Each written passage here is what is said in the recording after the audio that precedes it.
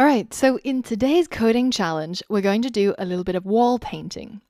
And the idea is we're going to create a program that helps us calculate how many cans of paint we need to buy for a given surface area of wall. The maths involved is very simple, and I'm going to talk you through it if you're not confident with maths. But essentially, we want to be able to use our inputs to modify our function so that it does something every single time we use it.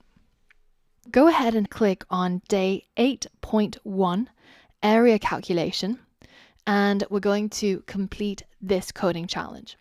So firstly, you'll notice that down here on lines 10, 11, 12, and 13, I've got some code that's going to help us check your solution, and we're going to use your function to actually calculate the number of cans of paint we need to buy. You're basically painting a wall, and the instructions on the paint can says that 1 can cover 5 square meters of wall. Given any height and any width, your program needs to calculate how many cans of paint you need to buy. The maths, as I say, is pretty simple. All you have to do is multiply the height by the width to get the area of the wall, and then you simply divide it by the coverage per can. We said that 5 square meters per can, so it means you're always going to be dividing by 5.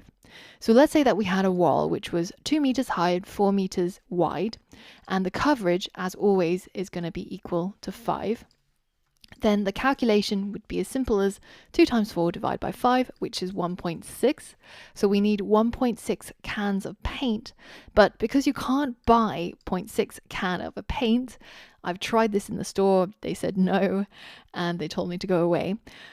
So we actually have to round up to the nearest whole number. So in this case, we need to buy 2 cans. Now, the really important thing to draw your attention to is down here, I actually call the function. So I'm calling the function and I'm giving in some named arguments. So this is really, really important. If you review the previous lessons, then you should know what name you need to give your function and what name you need to give the parameters for the code to actually work without any errors.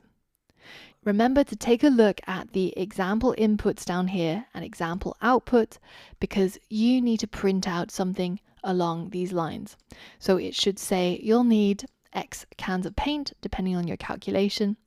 And finally, if you need a hint as to how to round up a number, then you can either go ahead and Google for it, use Stack Overflow, that's probably the best way, or you could give it a guess.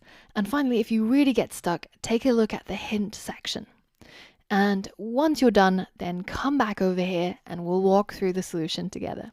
Pause the video now and go ahead and complete this coding exercise.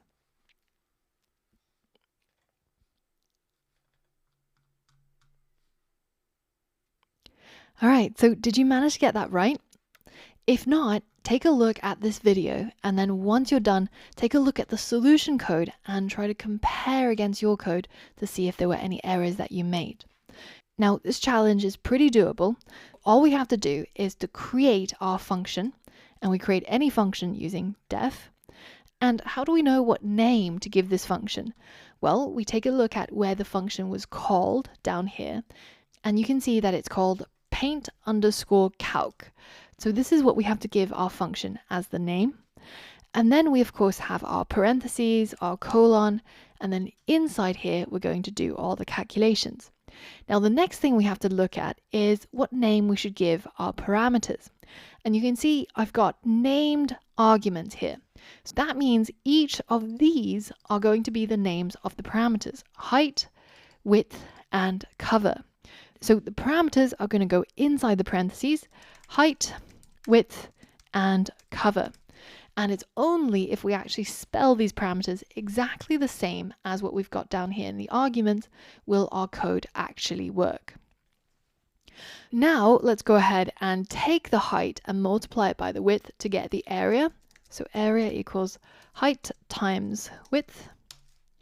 And then with that area, we can divide it by the coverage per can. So let's call it num of cans equals area divided by cover.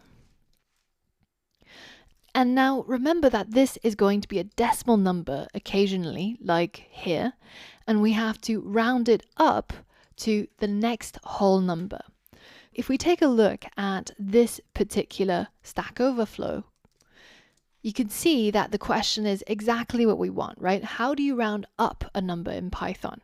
And if you did some Googling, then this might have been the Stack Overflow question you would have landed on. And essentially it tells us you have to import maths, and from the math module you use a function called ceiling, and then inside the parentheses you put in the input. To do that, we first import maths. It's math without the S, and then we can call math.ceiling and wrap this result around the parentheses. So this is going to take the result here from a decimal number to a whole number by rounding it up to the ceiling. So now we're finally ready to give our output. So we're going to do that by printing it. So we're going to print, and I'm definitely going to need an F string. So I'm going to put F in there and paste this string. And instead of having the hard-coded 5 here, I'm going to put in the num of cans instead. So now when this line of code on line 17 calls paintcalc, passing in each of these arguments, then it's going to be able to run this function here and print out how many cans of paint I'll need. Now all we have to do is test our code. So let's hit run and let's put in a random height. Let's say it's 5 meters high and 3 meters wide. And it tells us that we need 3 cans of paint. So 5 by 3, the area is 15 square meters. 15 divided by 5 is 3. Now what if we had a decimal number? Let's say we had a height of 7 and a width of 13. Then in this case it tells us we need 19 cans. So 7 times 13 is 91. 91 divided by 5 is 18.2, and 18.2 rounded up is 19. And we've now completed this challenge. Did you manage to get it right? If not, be sure to watch this video and see if you can go back and fix your code, and you can compare it against the solution code I've got here by going to this link right here. And once you're done, head over to the next lesson where I've got a slightly harder coding challenge for you.